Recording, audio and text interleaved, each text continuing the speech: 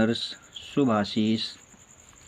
तो dear learners, अभी तक के वीडियोज़ में हमने आपको इंग्लिश ग्रामर में सिंपल, कॉम्प्लेक्स, कंपाउंड, ट्रांसफॉर्मेशन आदि कुछ चीज़ें महत्वपूर्ण जो थी वो बताई। तो आज का टॉपिक है बोर्ड परीक्षा के लिए बहुत ही महत्वपूर्ण, जो सिंटैक्स, ट्रांसफॉर्मेशन आदि पूछे जाते हैं।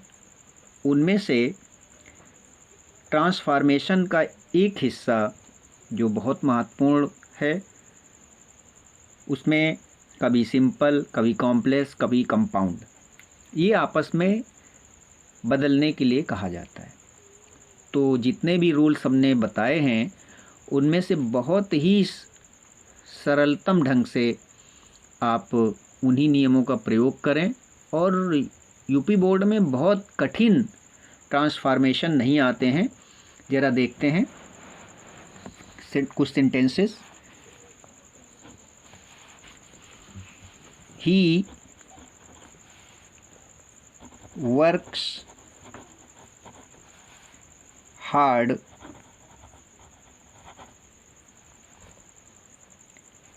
and he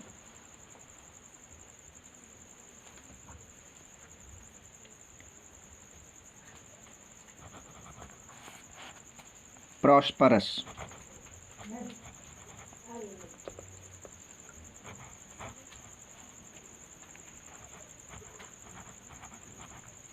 ये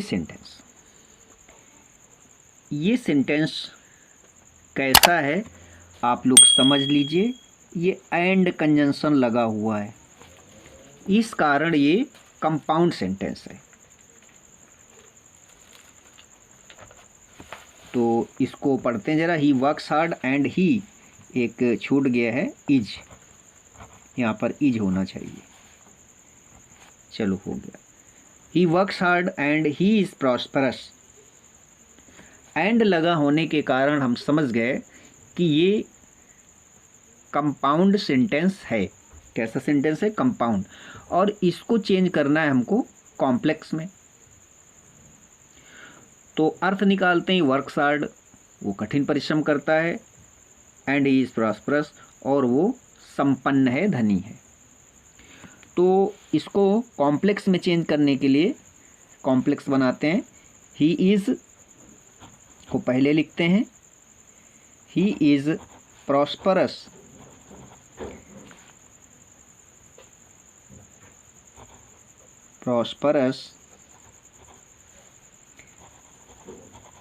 बिकॉज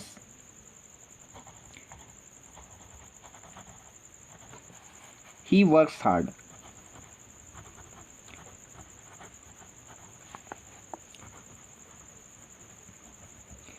इस तरह से ये बिकॉज लगा दिया हमने, और ये आपका सेंटेंस बन गया कॉम्प्लेक्स। ये सेंटेंस कैसा बन गया?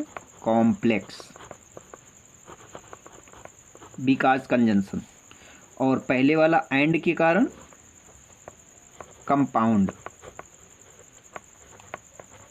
देखिए कितनी आसानी से हम इसको चेंज कर रहे हैं। कंजंक्शन बदल रहे हैं और ये चेंज हो जा रहा है। इसी तरह से और सेंटेंस,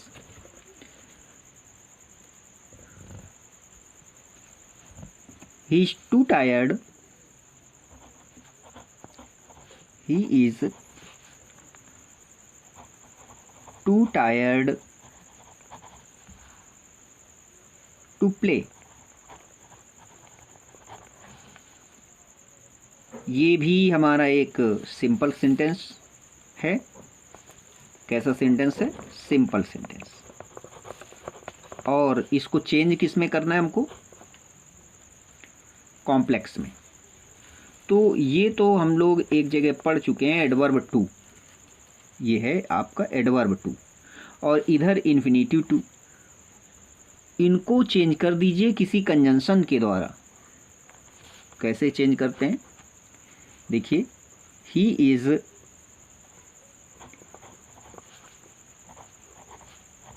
सो, TOO को सो बदल दिया, सो टायर्ड, कंजंक्शन डैट लगा दिया, इज के कारण और ही के कारण, that he can not play. इस तरह से ये सेंटेंस हमारा डैट लगा होने के कारण कॉम्प्लेक्स बन गया, कॉम्प्लेक्स बन गया। और कुछ सेंटेंसेस इसी तरह से स्टडी करते हैं।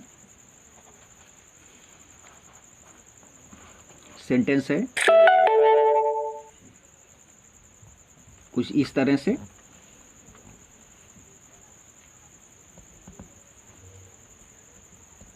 The sun rose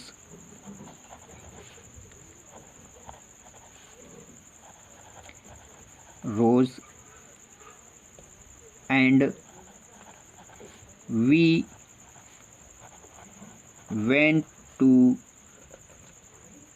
went out।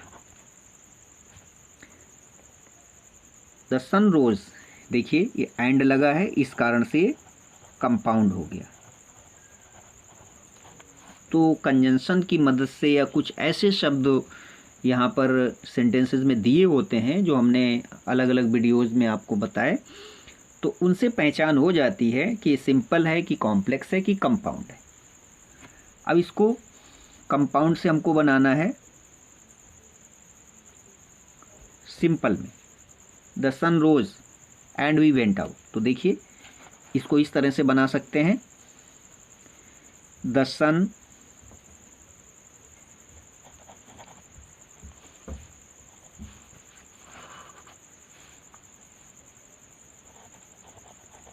having risen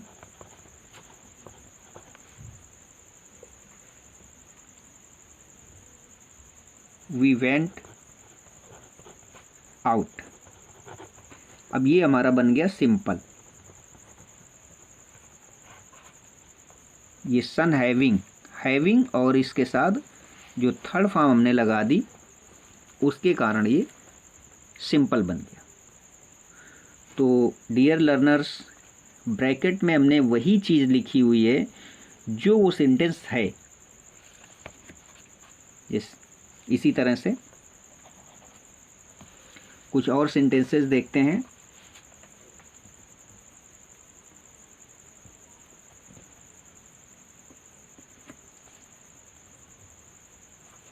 sentence इस प्रकार से है,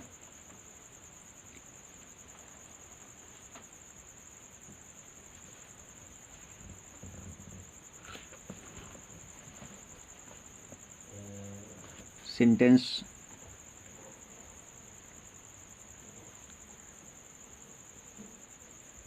you will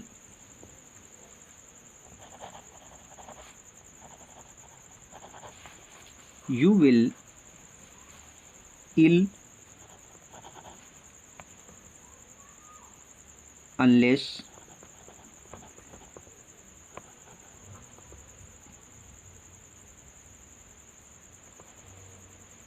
you will fall ill unless you take regular exercise।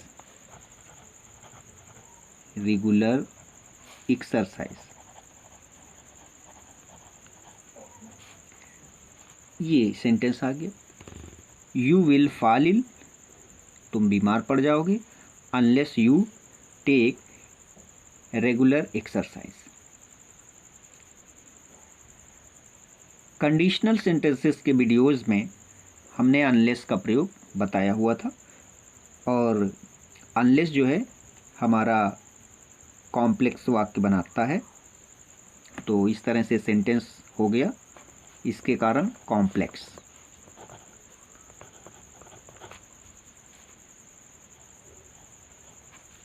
और इसको बनाना है हमें कंपाउंड में। तो इसका कंपाउंड कैसे बनाएं?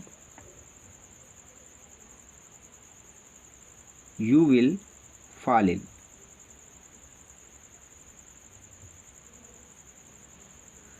तो कंपाउंड सेंटेंस इसके लिए उचित कंजंक्शन की आवश्यकता यहाँ पड़ेगी। तो यू विल फॉल इल, आप बीमार पड़ जाओगे। Unless you take regular exercise, यदि तुम नियमित व्यायाम नहीं करोगे।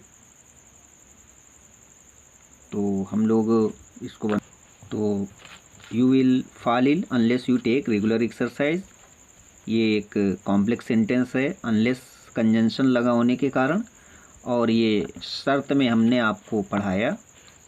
तो इसको इस तरह से बनाते हैं, you will fall ill, so unless की जगह so you take regular exercise. तो डियर लर्नर्स, इस तरह से ये सो के कारण हमारा कंपाउंड बन गया। तो आज हम सीख रहे हैं एक ही सेंटेंस को किस तरह से सिंपल, कॉम्प्लेक्स, कंपाउंड या अदर्स जो भी जितना भी ट्रांसफॉर्मेशन है उसमें बदला जा सकता है। और ये बहुत ही महत्वपूर्ण बोर्ड परीक्षाओं के लिए आपको हेल्प करेगा। अब ये सिंपल, कॉम्प्लेक्स और कंपाउंड को आपने पढ़ लिया, कुछ और सेंटेंसेस देखते हैं जो दूसरे ट्रांसफॉर्मेशन के सेंटेंसेस में चेंज होते हैं। जैसे ही सा द ताज, ये एक हमारा साधारण सा वाक्य है, पॉजिटिव सेंटेंस है, और इसको हमें बनाना है निगेटिव में। तो ट्रांसफॉर्मेशन के इस तरह के चैप्टर में हमने आपको बताया कि डिड नॉट फेल का यूज, तो इसको डिड नॉट फेल का यूज करते हैं। तो he did not fail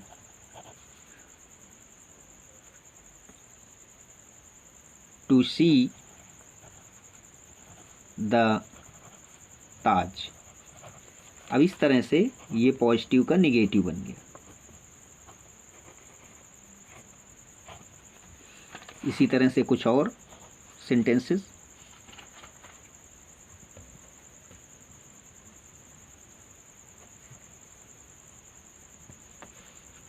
he teach us English, ये एक्टिव वॉइस है,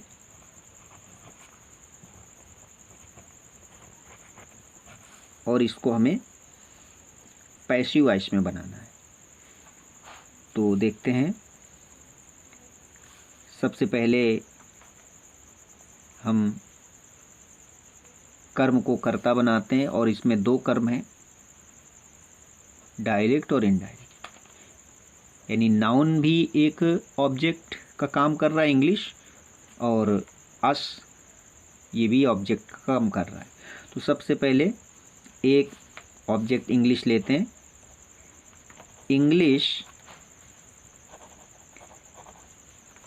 इंग्लिश और जो भी टेंस होता है उसके आगे आने वाली टेंस की सहायक क्रिया का उपयोग करना है हमको। तो टीच प्रेजेंट इंडेफिनिट होता है, और इसके आगे प्रेजेंट कंटिन्यूअस होता है। तो इंग्लिश के लिए इज, इंग्लिश इज टाट, थर्ड फॉर्म का यूज होता है, अस बाई हिम। ये हमारा पैसिव बन गया, पैसिव वॉइस का सेंटेंस हो गया। इसको दूसरे तरह से भी बना सकते हैं। वो कैसा होगा, अस का कर्ता वी, और वी के साथ आर का प्रयोग। We are start English